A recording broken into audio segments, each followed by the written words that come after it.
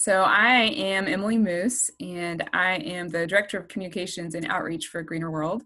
And I am coming to y'all today from Central North Carolina. And it is pretty decent weather here so far today. So a little chilly, but yeah, pretty good. Late fall, soon to be winter weather. And in addition to being the Director of Communications and Outreach, I'm also the labeling coordinator at A Greener World, which is probably more relevant to today's conversation. And so we are going to dive deep into food labels, and our goal is for you to come away from today's webinar feeling better informed about the choices that you're making food-wise, and to help make sure that whatever money that you are spending on food is well spent, and that you are getting your money's worth for the claims that you are supporting with your food dollar. So we know times are tight right now, and we want folks to be making the best use of their food budget, and doing all the good, having all the positive impact that they hope to have. So with that, just a few housekeeping things. We are recording this session, so if you have to step away for a bathroom break, you can see what you missed later. You can also share it with your buddies who weren't able to make it today. And if you have questions as we're going through the webinar, ideally we would like to save questions for the end. But if you need clarification on something, or something's not confusing, if I use jargon and terminology that isn't clear, just pipe up and drop it in the chat box or the Q&A, and we'll do our best to clarify in real time. Otherwise, we will do questions at the end and have a little discussion as we get to that point. And we do have a few polls scattered throughout this, so we'll be doing some quizzes and some polls just so that we can engage a little bit, and it's not just me talking the whole time. So yeah, with that, welcome everyone, and let's get into it. So, A Greener World. So who are we? Why are we here? Why are you here listening to us talk about food labels?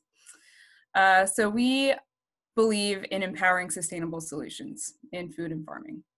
And we believe strongly that good food should be a right and not a privilege, and that everyone should be able to eat food that doesn't wreck the planet and that doesn't have negative impacts on other people in the environment and animals. And so we work every day to connect farmers and consumers around this idea. And our goal is to connect farmers and consumers around meaningful principles of sustainability. And we do that through certifying practices and giving people the information they need to make informed choices. So our first poll, just to kick this off.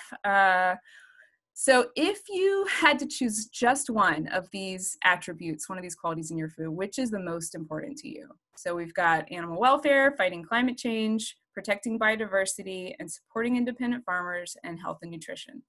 So I'll give everybody just a few minutes to put your answer in there. And we'll see what our fellow attendees think. Sometimes these are surprising. We'll give it just a little Jeopardy moment to finish up. And Lauren, yeah, feel free to close it out whenever you're ready. And once we do, we should be able to see the results pop up on the screen. Oh, interesting. Yeah, kind of a even split. So yeah, 25% animal welfare, 17% fighting climate change, same for biodiversity, independent farmers, and then another 25% health and nutrition. So yeah, it's hard to pick just one of those. And ideally, our food system can help us achieve all of them, which is what we try to do with your help. So Greener World, we are a nonprofit, and our reason for existing is to promote food and farming systems that have a positive impact, and that's on the environment, society, and animals. And so the two primary ways that we achieve that goal is through educating consumers, so things like this, helping people understand food labels and understand the impact of their food purchases, and policy choices too. Anybody who's in a decision-making capacity, we want folks to understand how decisions impact the real world when it comes to food and farming.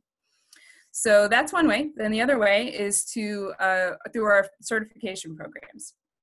And so that is going back to that original purpose and principle that I mentioned in the first place about connecting producers and consumers around those positive changes. So we are working with over 6,000 farms across 3 million acres globally. And we are in the US, Canada, UK, Ireland, South Africa, and increasingly in other countries around the world as well. Oh, India, we're beginning to work in India as well. So we're adding new regions and countries all the time, and there is tremendous interest across the world in reintroducing and establishing transparency in food systems. So we're definitely seeing this as a global trend or interest or something that is increasingly important to people everywhere. And I think part of that is because fewer and fewer people grow up on a farm or live on a farm and have that firsthand experience. And so, along with that, there is a hunger for information. So our goal is to help provide that. And we do that with credible third-party certification, which we will go into a little bit later. So just to kind of set the scene here, if you have been into the egg cooler at a grocery store recently, you may have been overwhelmed, like many of us are, by the sheer number and array of claims that are used to try to make you buy stuff and to make you feel good about it and to make you feel that your purchase is fulfilling some deep need in you to connect to food and nature and the cycles of life.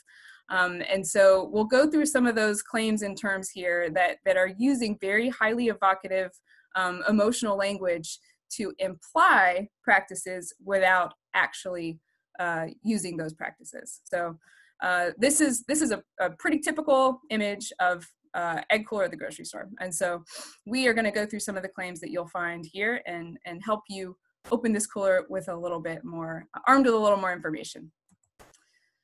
So one of the tools that we use to help people navigate the grocery store or farmer's market or online or wherever you're buying food is a handy little guide called Food Labels Exposed. We have been putting this out for many years now, and it is a really, really useful tool to help you a reference to look and see which labels are reliable. And this is available for free download on our website, and we love feedback on it. If you see a claim that should be in here and isn't, let us know. We'll add it, we'll look it up, and we are always happy to answer your emails, calls, messages on social media, whatever. If you need information about food labels, we are your go-to resource, and we are happy to help. So from our perspective, the basic types of label claims, really you can break everything down into these two categories. The first is if it's audited or third-party certified, and that means somebody has actually been to the farm or the plant or the processing facility, and an auditor has been there, somebody that actually knows what they're looking at, who has experience in farming, and who can look at the farm or plant and say, okay, yes, these practices are being met. That is an audited claim. And then on the other hand, you have an unaudited claim or a claim that doesn't have any third-party certification. And that is just a big question mark. You really have no clue. And we see all the time companies making really big, bold claims that are completely false. So you really can't have a lot of confidence in claims that aren't audited. And so it's really important to take that with a grain of salt and to ask for more information and to ask for a credible third-party certification. If somebody's making a claim, they should back it up. So even on verified programs, there's a range of reliability. So we've made this graphic to kind of illustrate the increasing reliability from the bottom up to the top here. So you can see at the bottom, we've got a retailer program. And so you'll see a common one down here. This is the Global Animal Partnership Program. And so this is founded by Whole Foods, and you can tell that you're gonna see it in store there, and you could see that there probably is a financial interest or a vested interest from the marketing department on the outcome of this program. Then going up the line here, we've got a participatory guarantee program. This is like a peer-to-peer program. It's we would not classify this as an independent third-party certification. It's essentially, you know, you're a farmer and you invite your neighbor over and they come look at your practices and say good job, and maybe you go to their farm the next year. You know, there is a level of there's a lack of independence in terms of the assessment of the practices. It can be good for mentoring and you know, and networking, but again, not a third-party certification. All right, so then we have a producer program. This is an example of this is the American Humane Certified Program, and this is largely seen as the baseline of you know, decent practices or standard practices, I should say, conventional practices in livestock production. Not a high welfare claim. You know, some people see it just as, you know, the absence of abuse, but again, not a meaningful welfare claim. Then going up, you have producer independent programs. So American Grassfed Association would be one of these. This is a producer association that is writing standards. So again, this is not a truly independent program. Then we have independent vested program. Certified Humane and USDA Organic are good examples of this, where these are audited programs, but the standards are written to appeal to the widest swath of producers. So there's a financial incentive to make the program as broadly inclusive as possible. Then at the top, and when I say broadly inclusive, I mean by standards that may not be delivering the highest, the most meaningful welfare or environmental outcomes. And we'll talk about organic a little bit later as well. Then at the top, you've got truly independent programs, and these are examples of programs where we are not financially, these are ones offered by Greener World, and we are not financially dependent on receiving funds from these audits to exist. And so we fundraise, we want our programs to be available to anyone. We don't want anyone to be priced out of a meaningful third-party certification. And so while we do charge an audit and application fee, they are very modest, and we fundraise when people can't afford those. And so this is, we are able to write standards from a truly independent perspective based on best practice, science, farmer, you know, being pragmatic for farmers, and delivering the best outcomes.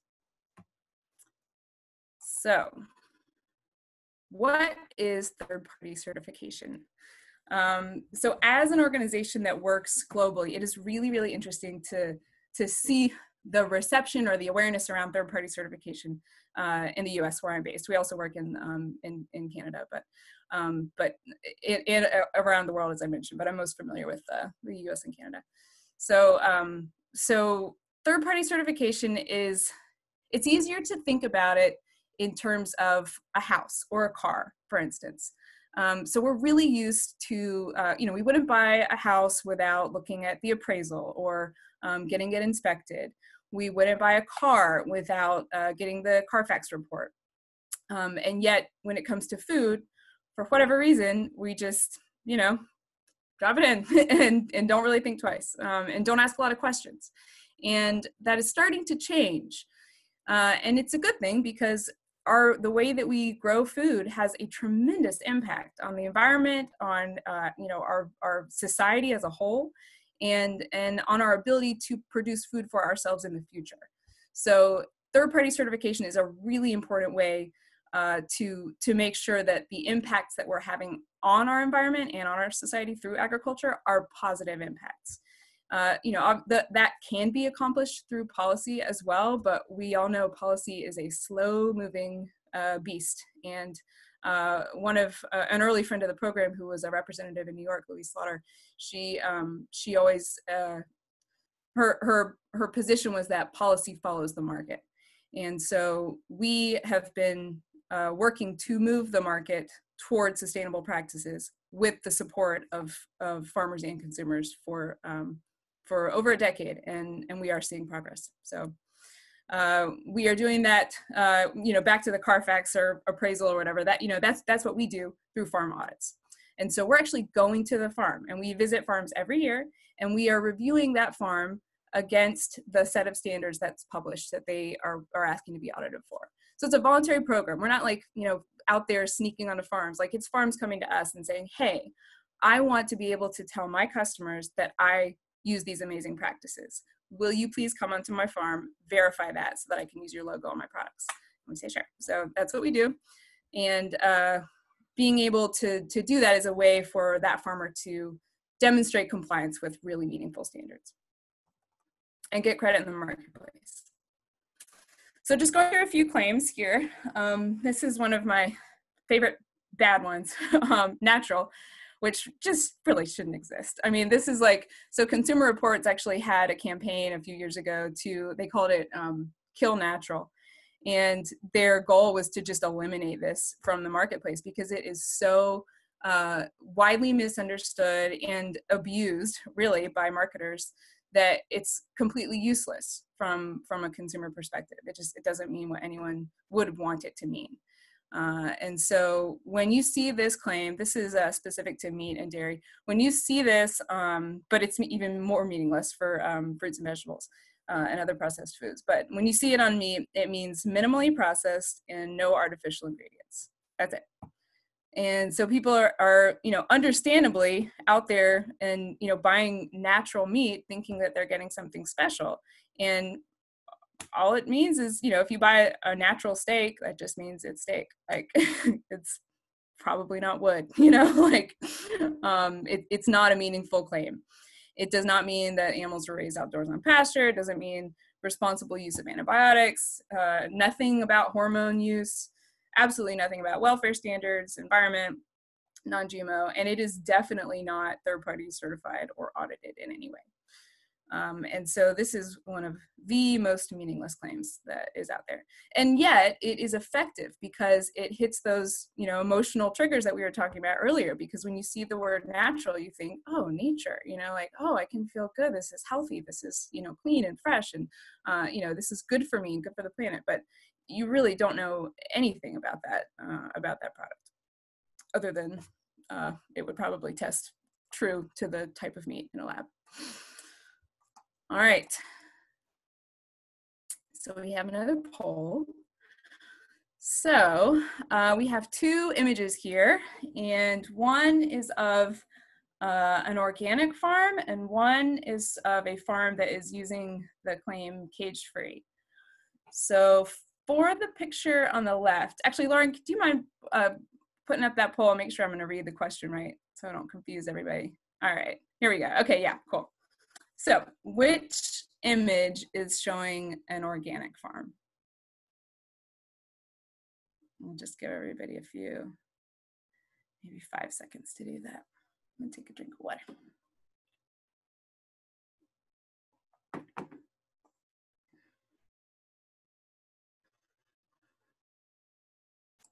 Okay.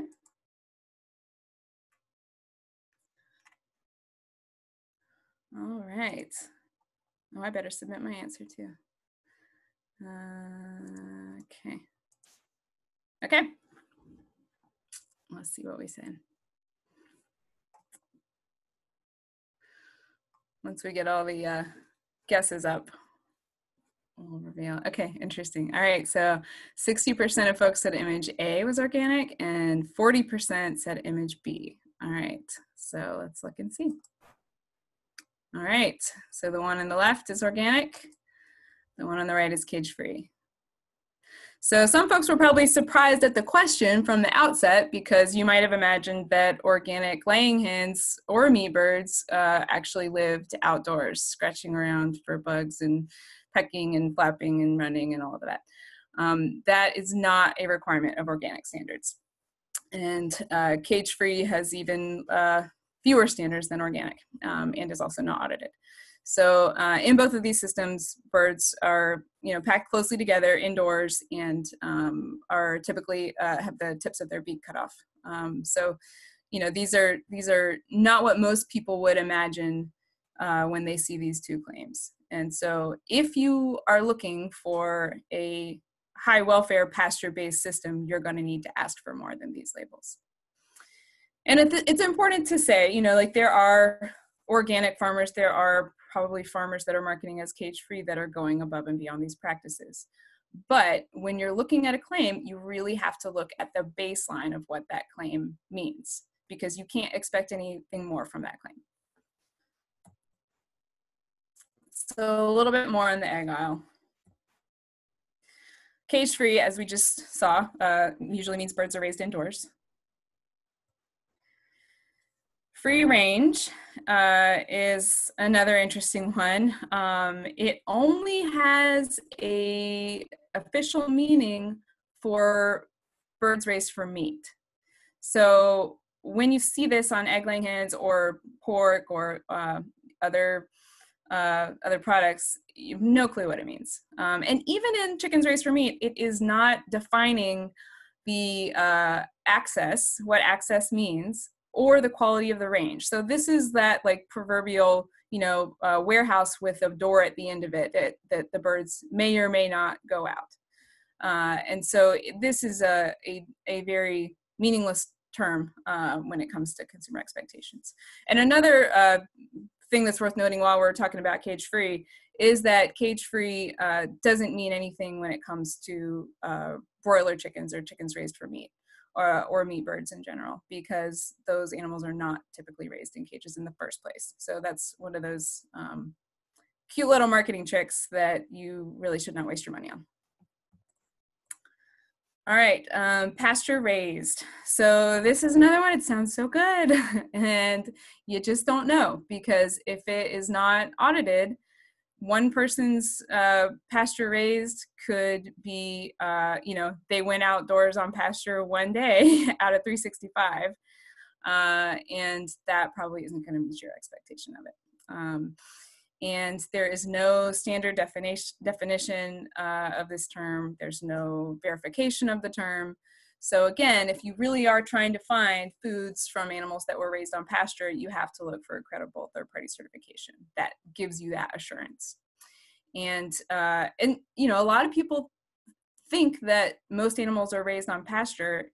That is not the case. It is a tiny fraction of agricultural production right now where animals are actually raised outdoors. And so we represent farmers in that tiny sliver. And it is important to support farmers doing that and give them credit in the market where they deserve it, and to not reward products that are claiming that and not doing it.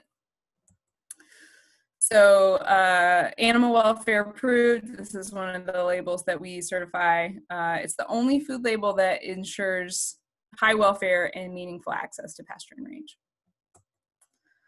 All right, so organic. Again, many organic producers go above and beyond this, the USDA definition of organic, and many of those are actually certified. I should clarify, the ones who do go above and beyond are typically seeking out an additional certification to prove that and to demonstrate to their customers that they're exceeding the low baseline of organic standards.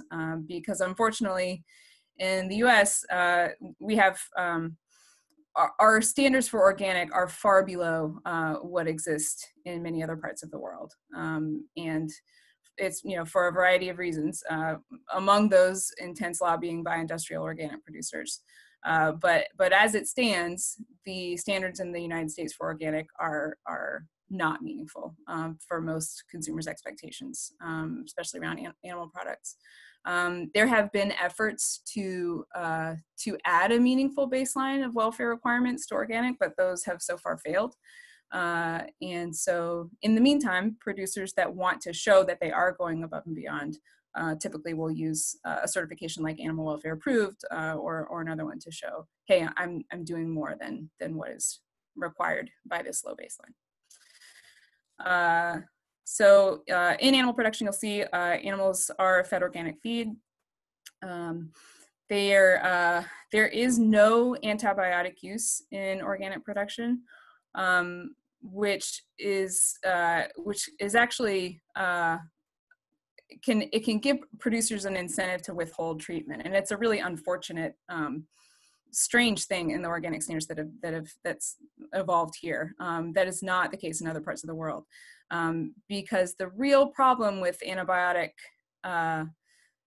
overuse in agriculture production it's the abuse of antibiotics, not the use. So when antibiotics are used therapeutically, when there's no other option, when an animal needs treatment, that's the way antibiotics were intended. What was not intended was for antibiotics to be used on a routine basis, and that's where you get into trouble with antibiotic resistance. But completely eliminating antibiotics from the system and from the farmer's toolbox is not a solution either. So our animal welfare approved standards allow antibiotics on a therapeutic basis when they're needed, and you have to double the withdrawal time. So there's not going to be antibiotics in your food. That's not an issue. The real concern is antibiotic resistance, and we are in a pretty scary point of losing antibiotics faster than we are discovering them, and we could very well reach a point where we are unable to treat common diseases and use antibiotics for human health. So it is a concern. There is a range of organic labels, so read the fine print on those. Look and see if it's 100% or whatever percentage, if you're interested in that piece of it. All that said, organic does not mean pasture raised. It does not mean responsible antibiotic use. It doesn't mean high welfare standards or healthy or independent farmed. So grass-fed. Okay, so this is a up-and-coming claim you will see. This is really popular. The market for grass-fed products is expected to grow to 14.5 billion between 2020 and 2024. So this is a very popular claim that people are looking to for health and sustainability reasons, but they're not always getting what they pay for. And so we really caution folks to be very, to scrutinize this claim hard. And we actually developed a comparison chart that's available on our website to help people see which claims they can trust. The baseline definition in USDA's book is quite low. It allows grass-fed feedlots, basically. It allows hormone use, it allows antibiotics, routine antibiotics, and you can actually supplement with grain as long as you note it. And it's a very loose definition. And so we actually developed a grass-fed label at the request of farmers who were looking for a meaningful grass-fed claim. So again, yeah, if you want to check out that comparison chart, it's on our website. Have at it. And we will be sending this presentation out later, so you'll have that link as well. Okay, so that was a lot about what labels mean and maybe a few disappointments in there. But there is hope. There are meaningful food labels out there. And it's important to think about what people want food labels to mean. Where are we going? Where would we like to be with how meaningful food labels are or could be? So Consumer Reports did some interesting research where they found that 88% of people believe that a farm should be inspected to make a humane claim. And that does not have to happen. All you have to do is write a little note to USDA, say, yes, this is what humane means to me, and check, go for it.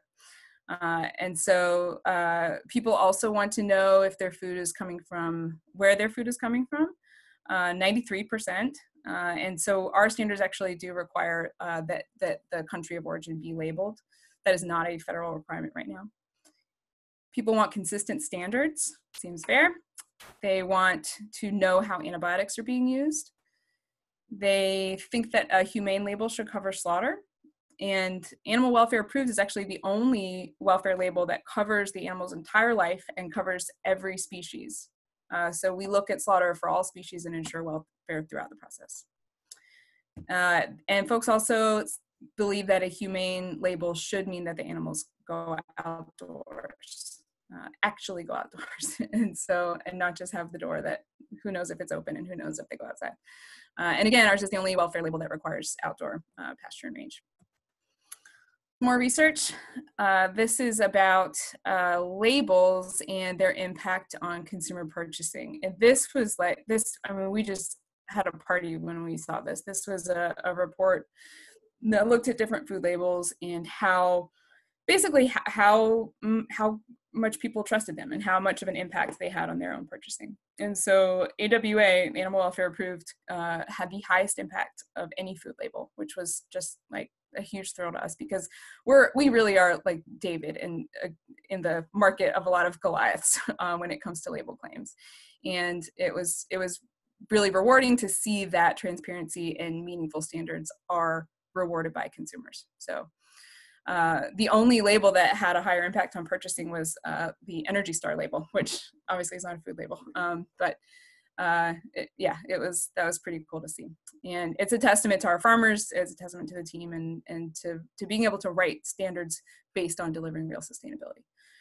So that research also showed an increased demand for third-party certification, transparency, and looking at animal welfare as an indicator of other attributes. So it sort of makes sense, intuitively thinking, like if a farm is taking care of their animals in a really conscientious manner, they're probably being conscientious in other ways too, with their workers, with environmental practices, with social impact in their community.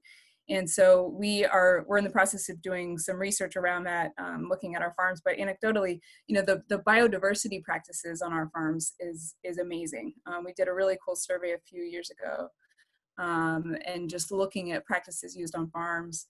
And we weren't surprised, but it was just, it was neat to see. And also with respect to employee treatment as well. So excited to share more about that in the coming years.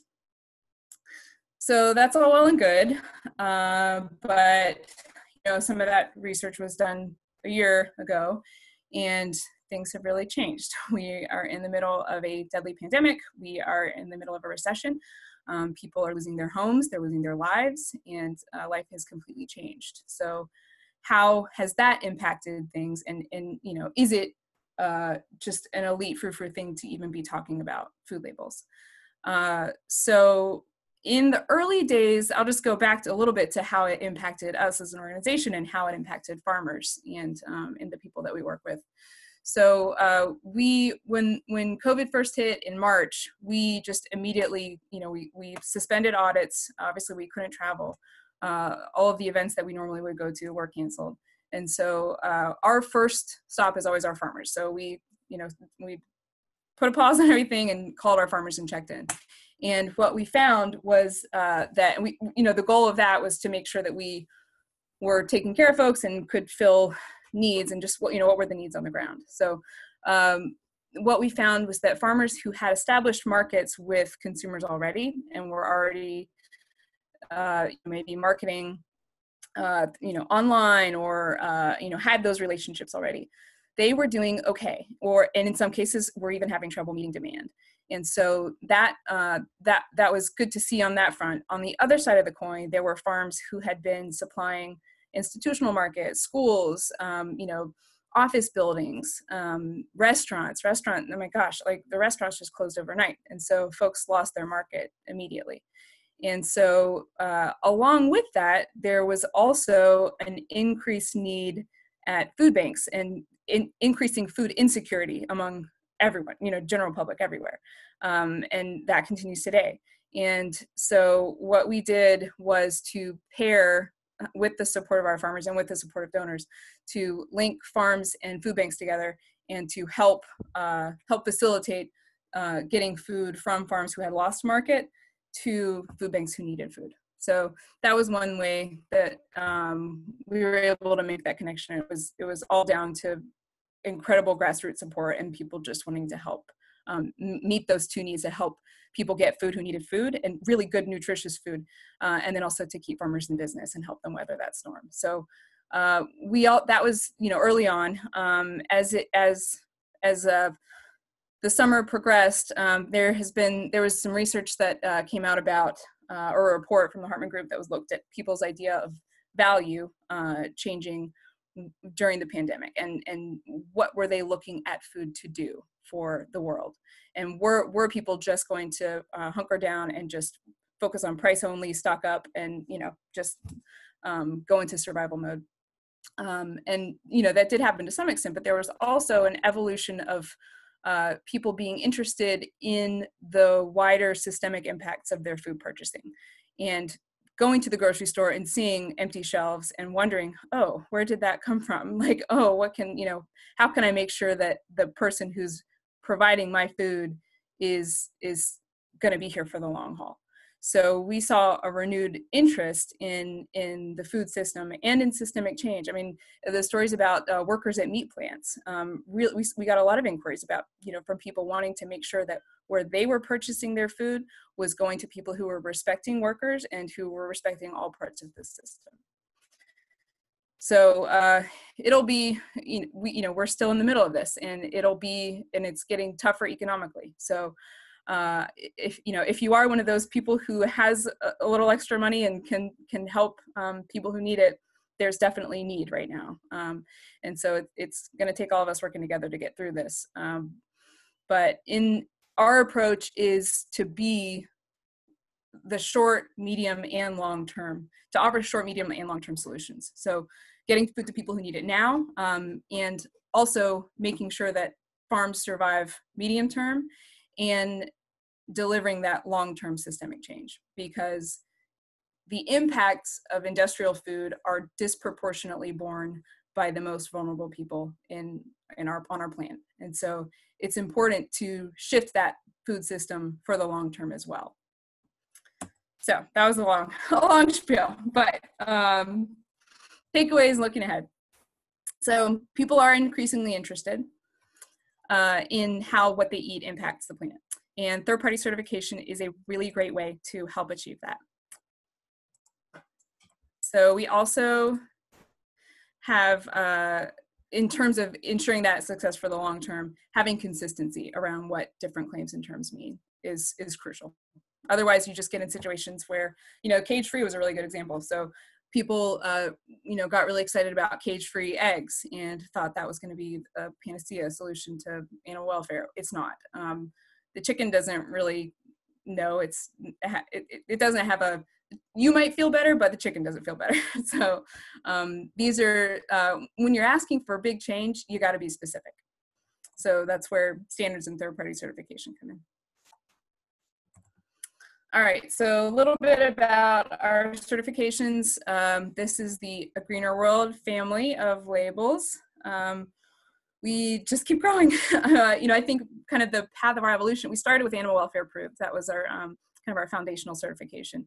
And this is the only welfare label that ensures the outdoor pasture-based management, no animal byproducts, no routine antibiotics, no painful mutilation, so no debeaking or tail ducking. It is for independent farmers. We do have producer groups, but they're groups of independent farmers who are working together to supply markets. We have full traceability, and we look at every stage of the animal's life. So it's a very comprehensive label that has, as you saw, significant standing among consumer advocates. Well, actually, Consumer Reports named us as the only highly meaningful label for animal welfare, outdoor access, and sustainability. And they said that we were the only welfare label in which they had confidence. So good reputation among people who are critically looking at food labels, which is exactly what we want people to do. So I'm very glad to see that. Grass-fed, certified grass-fed by A Greener World, is a grass-fed label that means everything you want it to mean, basically. You have to be animal welfare approved to be certified grass-fed. So it rests on that foundation of the highest welfare standards. And it also ensures 100% for grass and forage diet.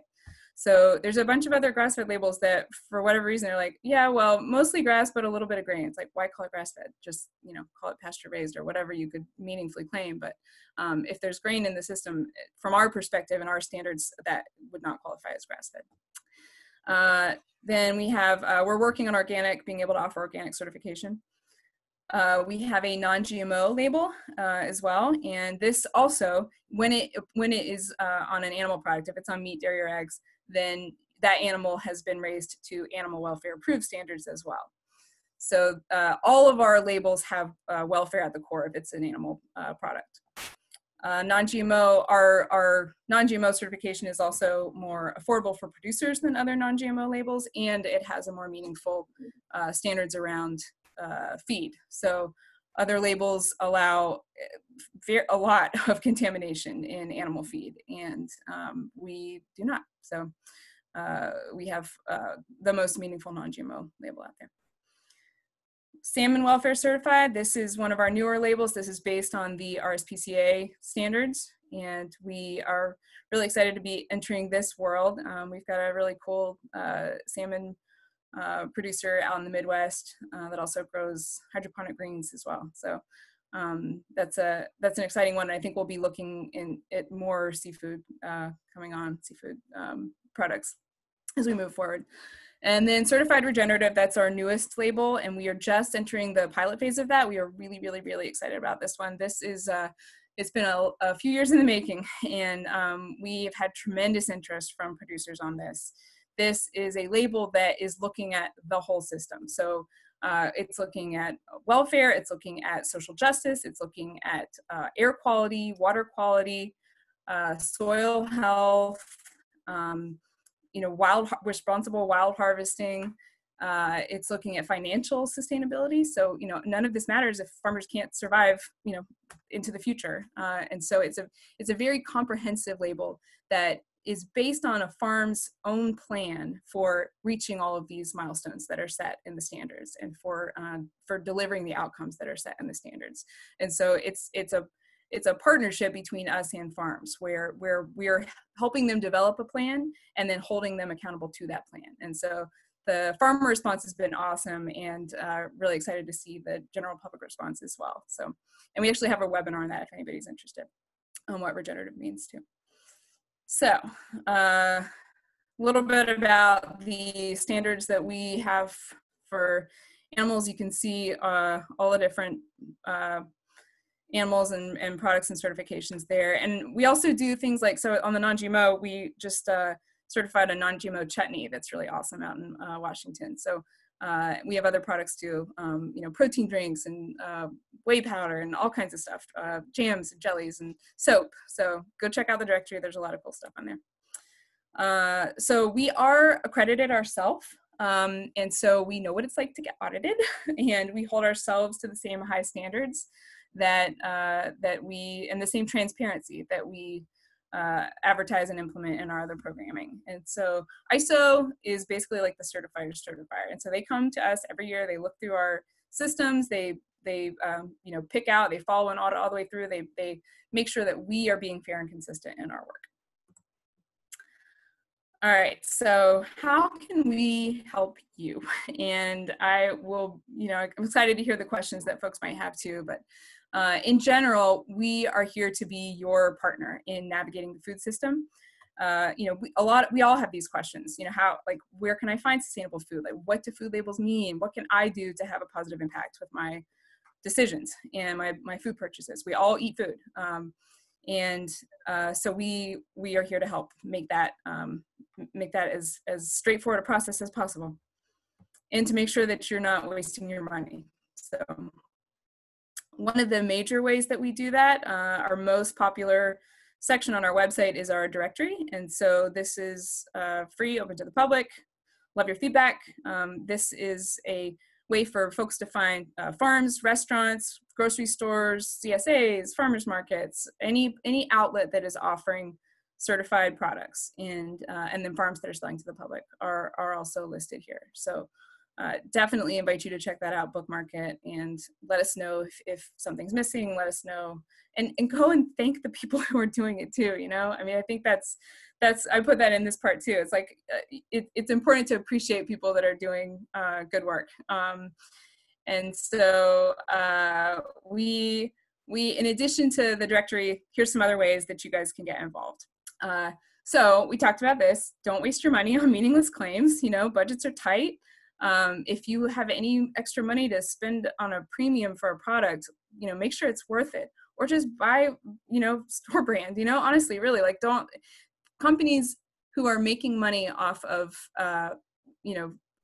hiding the truth or fooling you into thinking something's better than it is, that's not making meaningful change in the world.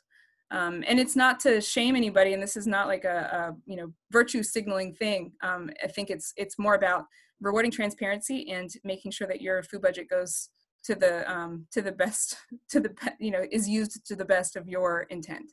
And so we want folks to be able to have the impact that they want to have, and to not waste money, especially in this tight economic times. So what else can you do? You could get someone a gift certificate to AGW certified farm or business. There's a bunch of folks that are doing not only products, but experiential things at farms. There's a number of ways you can support those businesses who are really going above and beyond. We talked about supporting and thanking certified farms and businesses.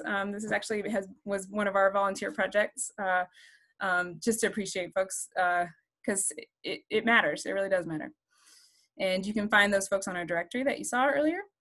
There are also a number of really great holiday specials. We've been working with our farms over the last 2 weeks to get a list of things that are on offer this holiday season. We've got some gift baskets. There's some limited edition cheese. There's what else? There's some jams, and there's caramels. There's all kinds of cool stuff. There's specials on meat boxes. So definitely check that out. And those are on our online shopping pages. So there's regional and national availability. This holiday season, if you are giving presents and you want to give someone the gift of being a monthly donor to A Greener World, we would love your support. We can't do this without donors. We are only able to do our work because of people who care about building a transparent food system. And without us, there would not be a lot of ways. I don't know if there would be any ways, honestly, to find food that you could be confident was raised in high welfare systems on pasture. So we really appreciate support from folks. You could volunteer for A Greener World. It doesn't all have to cost money. Time is valuable too, and we love our volunteers and are happy for any help. So feel free to sign up for that. Also, we invite you to join our email list and tell everybody you know about us. And we want to be here to help. So get in touch, sign up, follow us, and tag us, and include us in your life. We're happy to help wherever we can. So with that, I will turn it over to Lauren to help get some answers to some questions. Yeah, we had some really great questions. Cool. And actually, I'm going to start with Sheila's question, which is in the Q&A box. If anybody else has any other, Hannah just asked a question as well. We'll start with these, and then I'll ask the other ones that were in the chat box. And if y'all want to add any to the Q&A box while we're going, that would be great. So Sheila's asking, what about pasture raised with certified humane labeling? Is that a better label than just pasture raised by itself? So certified humane does have a pasture raised label. So if it is their pasture raised certification, that is more meaningful than just the claim pasture raised on its own. But I think that's a pretty limited availability in the marketplace. And I would need to check on this, but first I'm thinking that may only be for egg-laying hens. But if you get your information in the chat box, or email us, we can get you a solid answer on that. Great question though. Yeah. And then Devonna asks, where does lab grown meat fit into the labeling system? And I think Devonna means, she asked that in the context of the natural label. That is a great question. Lab meat, it's like, already start. We've written a lot of blogs about lab meat, and plant-based meat too, because it is a wild new world, and there are a lot of claims being made without anything to back them up. And as is often the case, we end up being the guinea pigs for new food technology. And as we've seen in the past with new food technology, a lot of times it ends up benefiting the shareholders more than anyone else. And so this is a very new technology, and I certainly wouldn't call it natural. I think there is a lot that remains unknown about lab meat. and a lot that we should be asking for proof of, and also proof that the existing systems, where are they insufficient? You know, like no one has convinced me that there is a need for that high welfare pasture-based systems are, in my opinion, and I think science backs this up, that those systems are superior. Like I would say confidently, high welfare pasture-based systems are superior to lab-based or plant-based meat. And if anyone has any science to the contrary, please share it. But there, a lot of times when people are trying to sell us on lab meat or plant-based meat, it is based on statistics that are drawn from industrial farming. And that is not an apples to apples comparison when it comes to high welfare sustainable systems.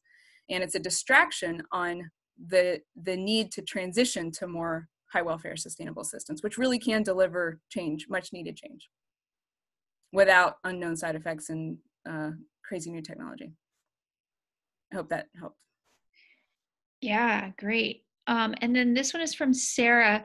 Where did people get the idea that organic addresses animal welfare?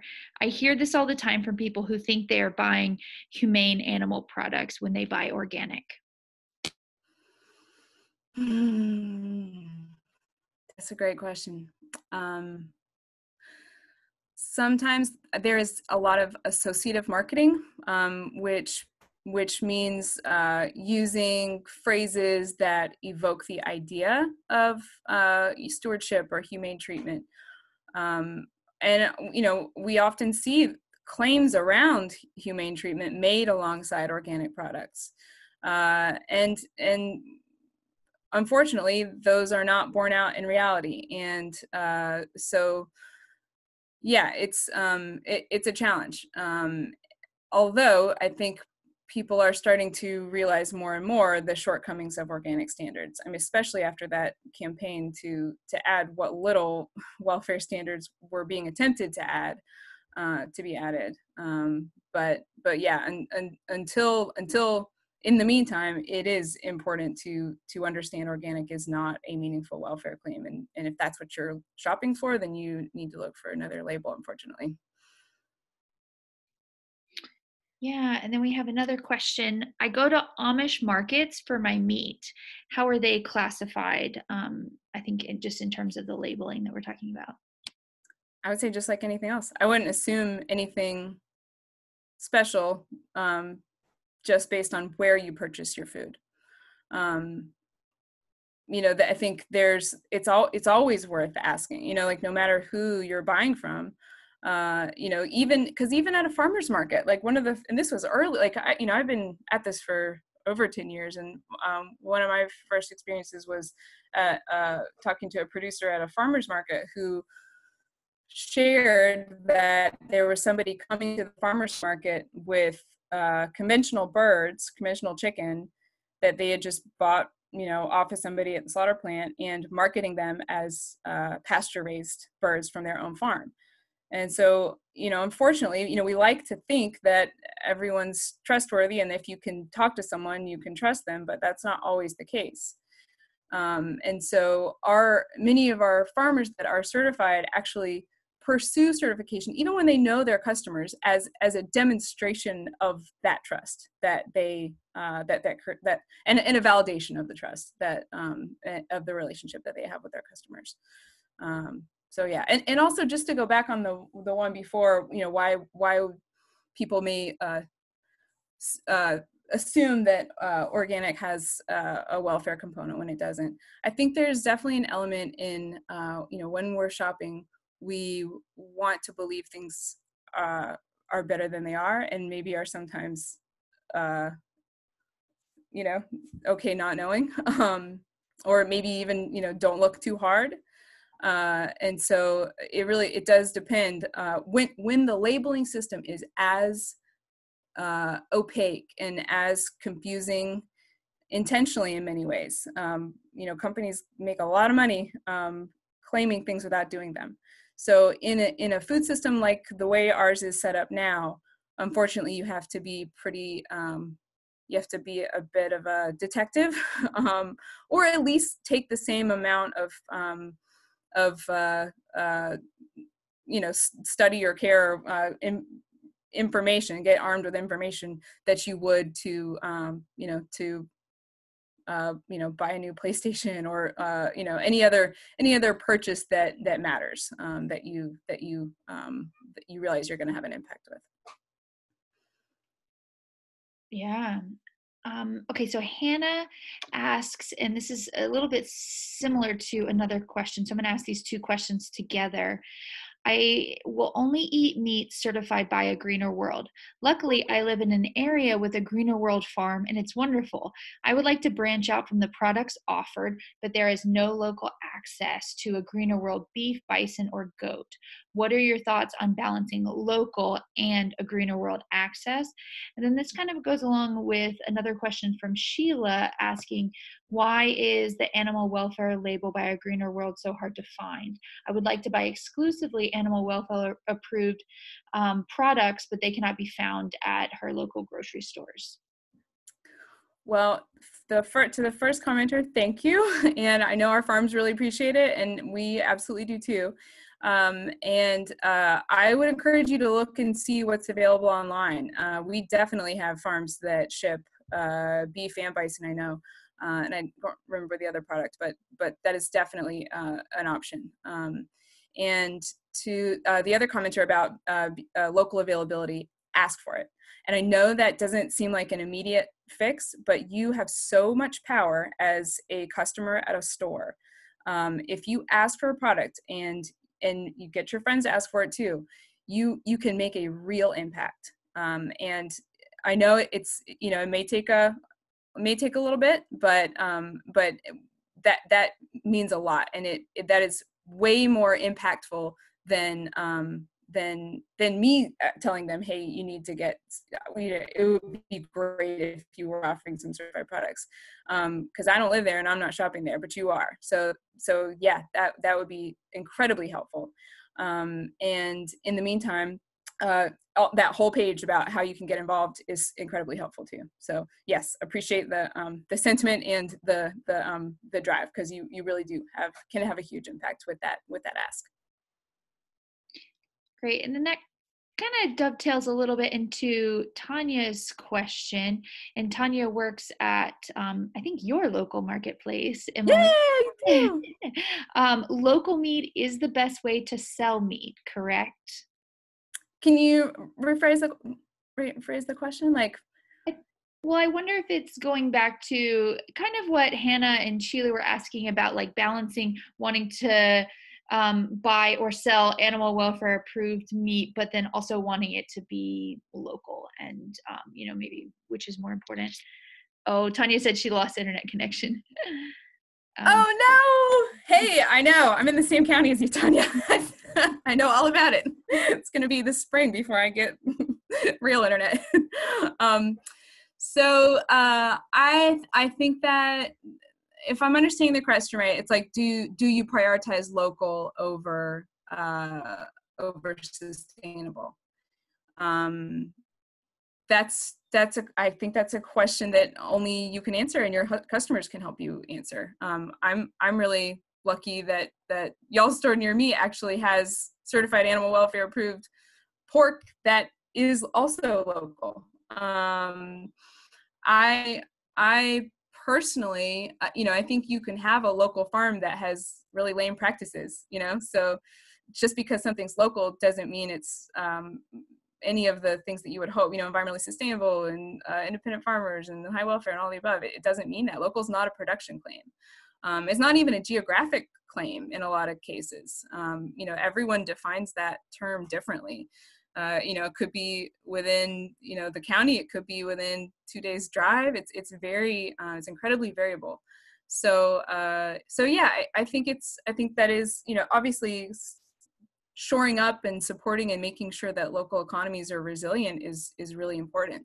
But at the same time, you have to weigh what type of economy you're building and what type of food system you're building, and is that in line with your values? And so I know that we really appreciate being part of that, building a sustainable local food system.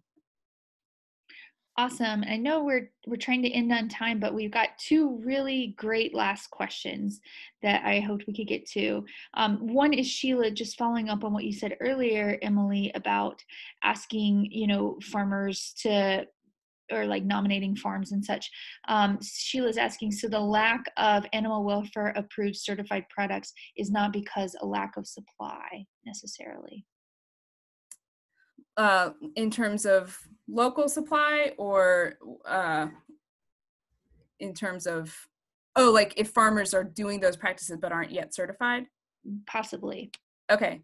Yeah, it's possible, and we would love to work with them. And so yes, if there are businesses or brands that you are a fan of, and you think that they could be certified, or should be certified, let us know. Put us in touch. We have a suggest a farm function on our website. And yeah, we would love to work with them. And if they don't get certified, I think there's reasons to ask them why not. Because sometimes the traceability isn't there, or the practices may not be what you think they are. So it's worth digging, and it's, you're buying their product. So I think you're fully within your rights to ask what exactly it is. Great. And then one last question. Whose grass-fed certification, in addition to animal welfare approves, can we trust? Can we trust Certified Humane's grass-fed certification? Do they have a grass-fed certification? If they do, then we'll need to add it to the comparison chart. I would definitely direct you to that comparison chart, because that is a really, really just comprehensive, whatever you care about or hope for in a grass-fed label, that comparison chart will give you a good sense of which labels are really delivering that for you. So yeah, that link will be in the webinar that we send out in the video afterwards. So. And also just a re-shout out to Tanya for showing up from Chatham Marketplace. And thank you guys for carrying AGW certified products. I buy them all the time. And I know those farmers, and they're good folks. Great. I think that's all the questions that we had. And if you guys think of any one more question from Hannah.